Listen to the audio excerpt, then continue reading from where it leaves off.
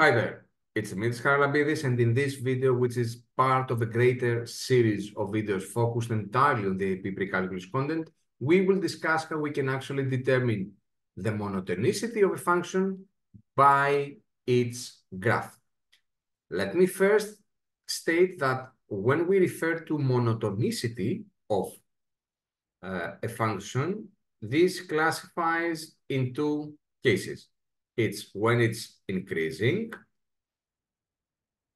or when it's decreasing, and there might be a case when it's neither increasing nor decreasing, and it's called constant.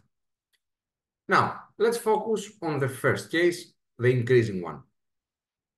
The strict definition of an increasing function is that for any x1, x2 values in the function's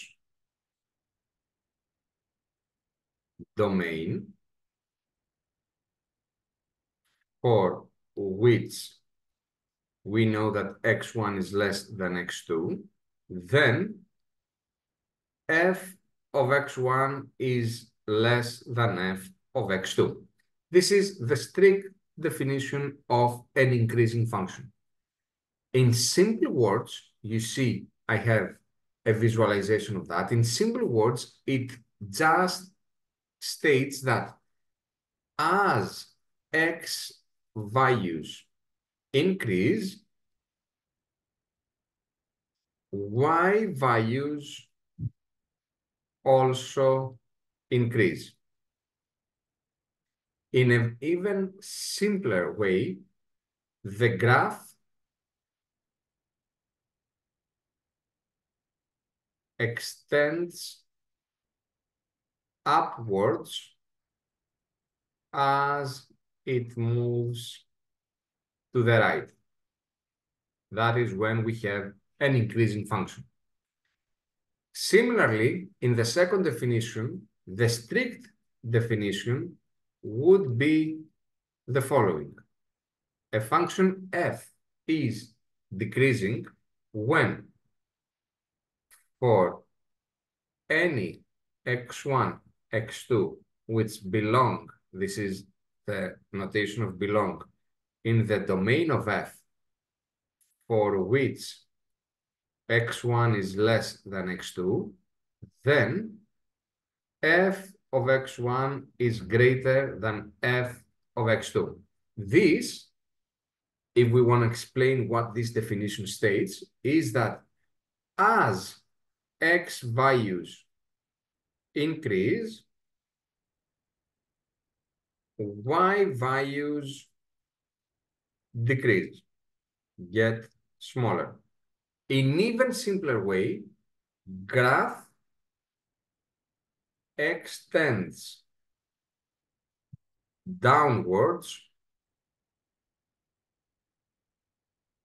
as it moves to the right. That would be a decreasing function. Of course, here in the next example, I begin by the statement that monotonicity is an interval characteristic. This means that at the same function, we could have an interval at which the function is increasing from there to there. Then it could be decreasing from here to there. And then it could be increasing again. It's not just a function will just be increasing or just be decreasing. In most cases, to be honest, it's partially both of these. And as an interval characteristic, when we refer to monotonicity, we should also refer to the intervals. Here, for instance, we would have said that f,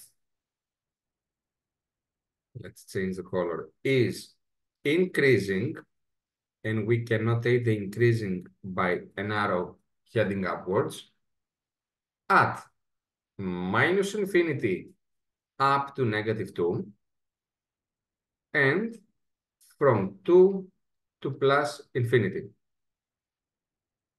And f is decreasing at minus 2, comma,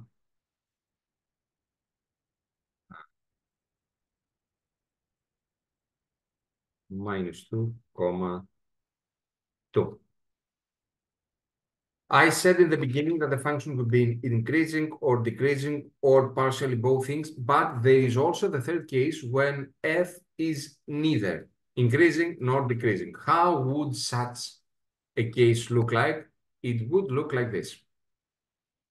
We have the axial intercepts. Here it's x and here it's y. And we have a graph like that, neither increasing nor decreasing. Such a graph is called, such a function is called constant function. And to understand it, it's obviously a line parallel to the x-axis. It could be f of x equals something, where that something is a number. For instance, f of x is 3, f of x is negative 10, f of x is square root of 2, whatever. Now, let's work on another example and let's call this video a day. Example 28. State whether the function described by the table below is increasing or decreasing.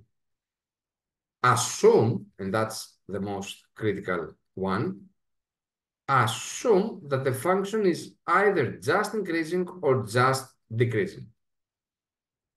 So it cannot be partially both. It's just increasing or just decreasing.